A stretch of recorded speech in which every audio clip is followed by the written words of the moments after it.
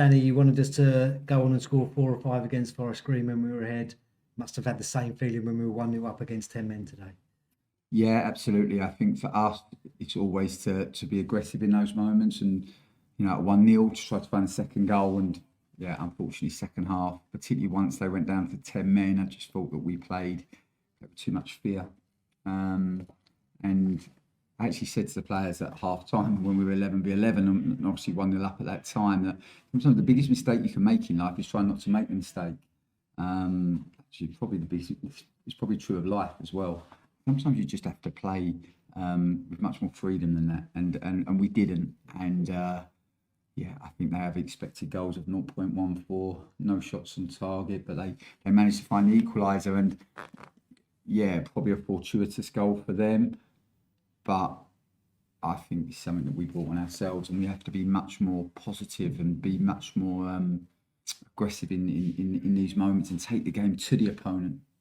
And the goal against, obviously Riley will be the one saying, "Oh, he scored the own goal," but it looked like maybe didn't close them down well enough at the other end of the pitch in the build-up. Yeah, it was a pressing issue. We jumped out to a ball that we couldn't win. I think one of our wide players jumped out when there was no way that he was going to be able to win the tackle or intercept or even delay. So in that moment, you can't go and you have to stay and defend the man in the space, and we didn't. And they were able to progress up the pitch, and yeah, it ended up leading to the goal. So no, a disappointing one for us to concede, and yeah, it's never nice when you beat yourselves. And yeah, my feeling is this evening that we beat ourselves. And do you think it was more, a mental and psychological aspect of it when you're 1-0 up and that kind of a little bit come off, and you're just trying to manage it rather than going on and scoring that second? Yeah, we have to change the mentality. We have to change the mentality of the players and the group. It's a fact, particularly here.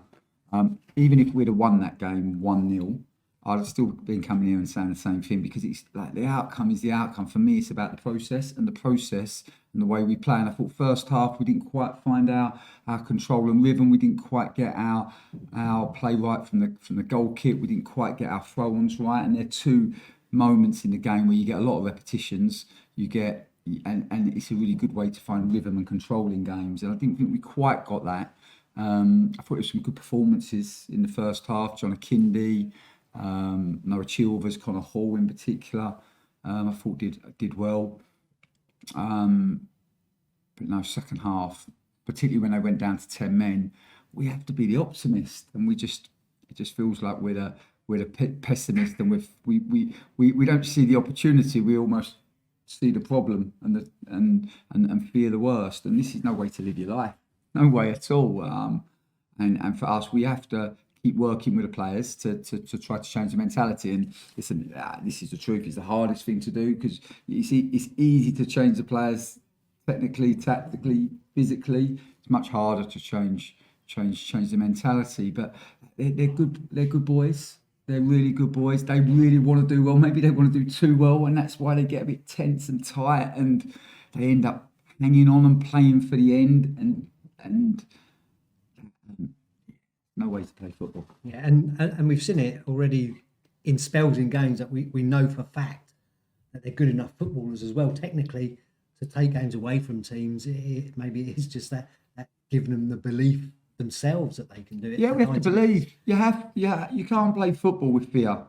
You have to play football with belief. And I want us to be a team that has substance and that has confidence and that plays with belief. I want us to be fearless. I think that's what our supporters want. I think they want a team that is fearless and that attacks the game. Even when we haven't got the ball, we want to attack the opponent, and we want to play with that courage and that bravery. And yeah, we're not there yet. And today's as disappointed as I've been. I mean, let's say it is. We lost last week. I was really disappointed for our first loss, but we were miles better last week. We played so much better last week, and today, yeah, I think when we reflect on it, we'll be disappointed. Yeah, and of course, before the game, you had the change to make. Rianson not fit to make the 11. Bringing John Akinde, you mentioned already, as one of the standout performers in that first half. Did you feel the players adapted quite well to a slight change in formation as well? Yeah, it's something that we've done before. We if we want to use two forwards, we then normally tuck one of our midfielders. We use Cameron McGeehan on this occasion to play sort of tucked in on the right, and it's the same kind of it's very similar system. Jaden Richardson then can get on the outside of Cam and give us full width on the right. On the left, nothing really changes because Ellis plays that little bit more inverted, and Jaden Fevra obviously moves to the other side but played on the touchline. And we just felt against this opponent as well, who are a man-to-man team against the ball. They're very, very aggressive on the press.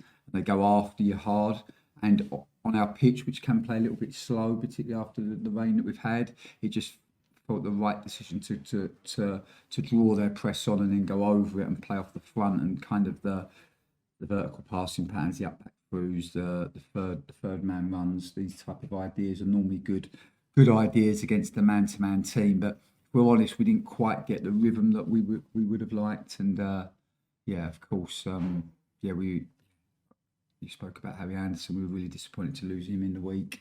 You kind of try to do everything right, and you try to be really honest with the game. It would have been easy on Tuesday night just to send the players home, but we didn't. We trained, and rightly so, because that's exactly what they needed. But yeah, Harry just picked up an injury in training, and he's pretty low level, so hopefully he'll be back available by next Saturday. And obviously we came in at half-time 1-0 up. Fantastic strike from Noah Chilvers, which we've all seen. It doesn't really matter whether it's his left foot or right foot.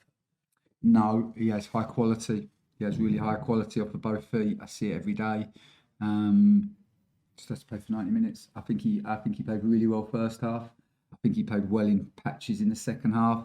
But yeah, for me with Noah, it's a bit like Alistair Smith. That I have really high standards of them, and it's our job to coach them to be to the players that they're going to be, not the players they are today. It's about us coaching them to the players that they're going to be, and I'm going to be really demanding of them.